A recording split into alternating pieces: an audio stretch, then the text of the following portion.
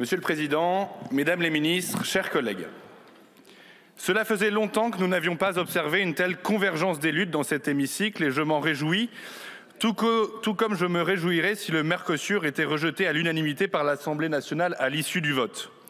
Un veto aussi franc de notre représentation nationale enverrait un signal fort à l'ensemble de nos partenaires européens et doit permettre à votre gouvernement d'intensifier la bataille diplomatique pour rallier d'autres États membres et constituer une minorité de blocage au Conseil européen. En ce sens, Mesdames les ministres, avez-vous seulement exploré toutes les voies de recours pour faire échec au Mercosur ? Avez-vous par exemple étudié la possibilité pour la France de saisir la Cour de justice de l'Union européenne pour démontrer que l'accord, scindé en deux parties, était contraire aux traités européens ?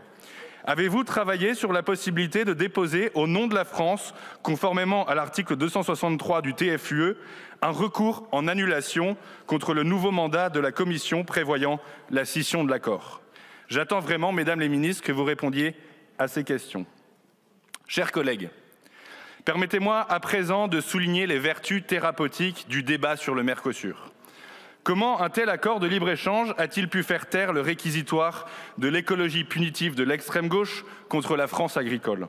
Comment a-t-il pu même favoriser la réconciliation de Marie Pochon et Marine Tondelier avec le principal leader de la colère agricole de l'hiver dernier, l'éleveur du Sud-Ouest Jérôme Bel ? Rendez-vous compte, depuis plusieurs semaines, on n'entend plus les écologistes traîner dans la boue nos paysans de France.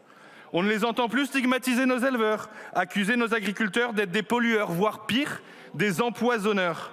On ne les voit plus dans l'action ultra-violente pour s'opposer aux bassines d'irrigation. Quel miracle! Je me tourne vers vous, chers collègues. Avez-vous été touchés par la grâce du Christ de Rio de Janeiro ?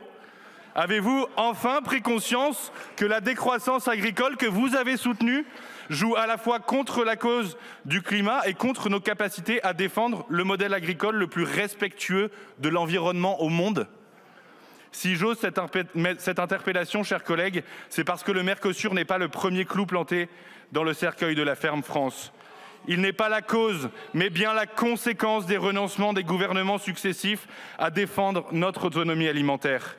Il n'est pas le passé, mais notre futur si vous anéantissez chacune des défenses immunitaires de notre agriculture.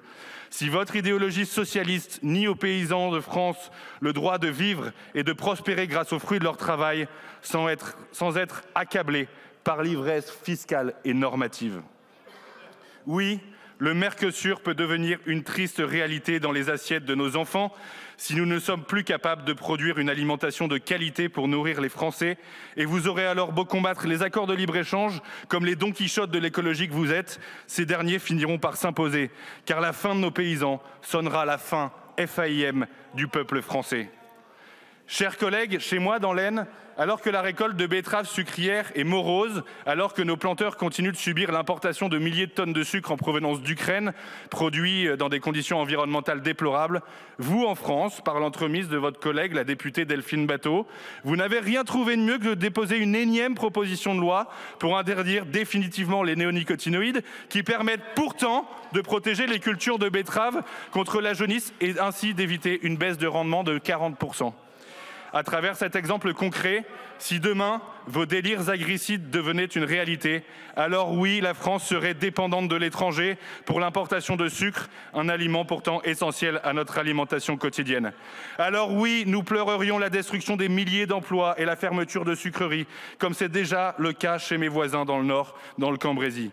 Nous tournerions le dos à notre filière d'excellence des biocarburants, qui permettent pourtant de réduire 75% les émissions de gaz à effet de serre.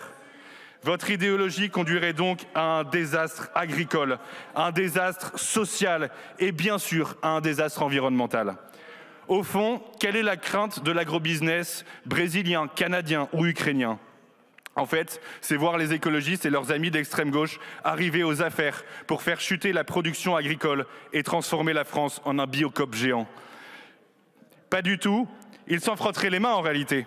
Ils espèrent que la France devienne un désert agricole pour inonder nos marchés et nos étals de leur viande bourrée d'antibiotiques. Non, leur crainte en fait, c'est que la France soit capable de tenir son rang des grandes puissances agricoles et qu'elle démontre qu'elle sait encore produire une alimentation en quantité et de qualité. Alors, chers collègues écologistes et de gauche, puisse votre opposition unanime au Mercosur vous ouvrir enfin grand les yeux. Puisse votre déclaration d'amour inopinée aux paysans de France vous faire prendre conscience de l'impasse que constitue l'écologie punitive que vous professez. Rejoignez les rangs des amoureux de la France rurale et défendons ensemble avec Marine Le Pen, Jordan Bardella, Éric Ciotti, Marion Maréchal le sursaut de la ferme France. C'est bon pour la santé des Français, c'est bon pour notre environnement et surtout c'est vital pour la liberté de notre peuple. Je vous remercie.